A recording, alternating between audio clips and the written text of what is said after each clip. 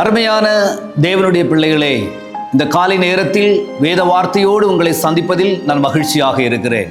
இன்று நான் உங்களோடு பேச விரும்புகிற காரியம் சங்கீதம் 30:11. உன் புலம்பலை ஆனந்த களிப்பாக மாற்ற பண்ணினீர், என் மகிமை அமர்ந்திராமல் உம்மை கீர்த்தனம் பண்ணும்படியாக நீர் என்னை களைந்து போட்டு மகிழ்ச்சி என்னும் கட்டினால் என்னை இடை கட்டினீர்.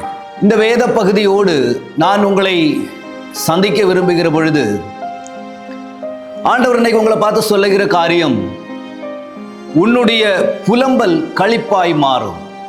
இன்னைக்கு இந்த வார்த்தையை கேட்டுக்கொண்டு இருக்கிற பொழுதே சிலவங்க புலம்பிக் கொண்டு இருக்கிறதை பார்க்க முடியும்.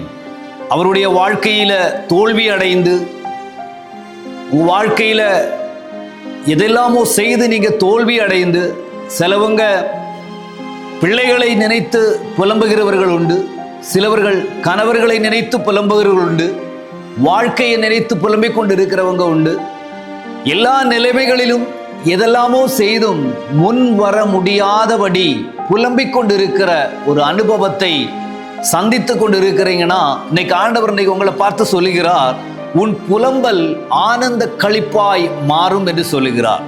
இன்னைக்கு ஏன் நம்ம புலம்புறோம் அப்படின்னா, எங்கேயோ நாம் தோல்வி அடைந்து இருக்கிறோம், எங்கேயோ நாம் எதையோ இழந்து இருக்கிறோம், நாம் முன்னாடி வர முடியாம நாம் தவித்து கொண்டு இருக்கிறோம், நாம் புலம்பிக் கொண்டே இருக்கிறோம். இன்னைக்கு ஆண்டவர் சொல்லுகிறார், உன் புலம்பல், உன் தோல்வி உனக்கு வெற்றியாய் மாறும்.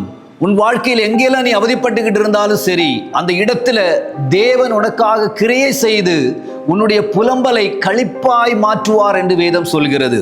இன்னைக்கு நீங்க எந்த இடத்துல தோல்வி அடைஞ்சிருக்கிறீங்க, எங்க எல்லாம் நினைத்து நீங்க அவதிப்பட்டுக்கிட்டு இருக்கிறீங்க, எதையும் நினைத்து நீங்க புலம்பிக் கொண்டு இருக்கிறீங்க, உங்களால் முன்னால் வர முடியாத ஒரு சூழ்நிலையில நீங்க புலம்பிக் கொண்டு இருக்கிறீங்களா?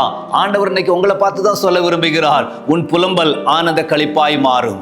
இன்னைக்கு நாம் புலம்பிக்கிட்டே இருக்கிறோம், நம்மை பார்த்து நம்மை நண்பர்கள் நம்மளை அவமதித்து கொண்டு இருக்கிறாங்க. உன் வாழ்க்கையில ஒரு நாள் நீ முன்னாடி வர முடியாது என்று சொல்றாங்க, ஒரு நாள் நீ நிம்மதியை பார்க்க முடியாது என்று சொல்றாங்க.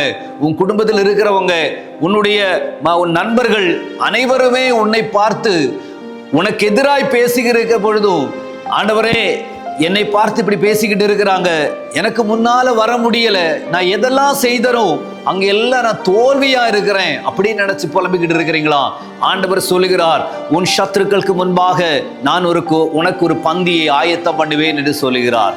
ஆம் பிரியமானவர்களே, இன்று நீங்கள் புலம்புகிறதை விட்டு தேவனுடைய சமூகத்தில் நீங்கள் இருப்பீர்களானால், ஆண்டவர் இன்னைக்கு உங்களை பார்த்து சொல்லுகிறார், அவர் உங்களுடைய புலம்பலை ஆனந்த களிப்பாய் மாற்ற விரும்புகிறார். ஆம், இன்னைக்கு நாம் தேவனுடைய சமூகத்தில் உறுதியாக இருப்போமா?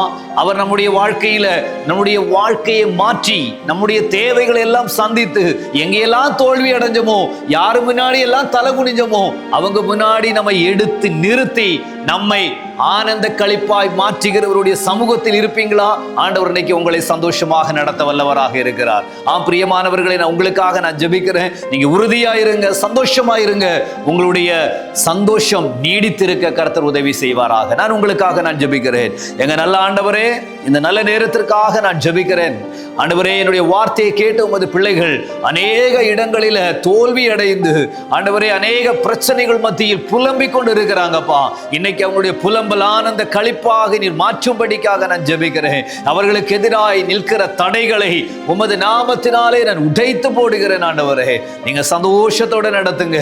அவர் தேவைகள் சந்திக்கப்படுவதாக இந்த நாள் அவருடைய சந்தோஷத்தின் நாளாய் நீர் மாற்றும்படிக்காக நான் ஜெபிக்கிறேன். நீங்க அப்படி செய்வதற்காக நன்றி.